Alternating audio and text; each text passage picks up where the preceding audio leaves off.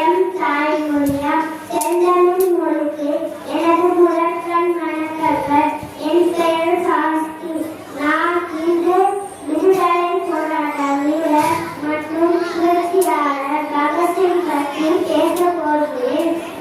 இவர் 1907ஆம் ஆண்டு செப்டம்பர் மாதம் 27ஆம் தேதி பஞ்சாப் மாநிலத்தில் பிறந்தார். இவர் சீக்கிய குடும்பத்தை சேர்ந்தவர். இவர் அரபி, போலிஷ், இங்கிலீஷ் போன்ற 5 மொழிகள் பேசும் திறன் கொண்டவர்.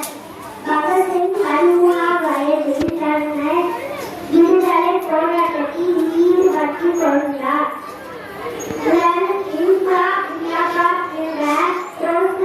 எழுப்பியவர்.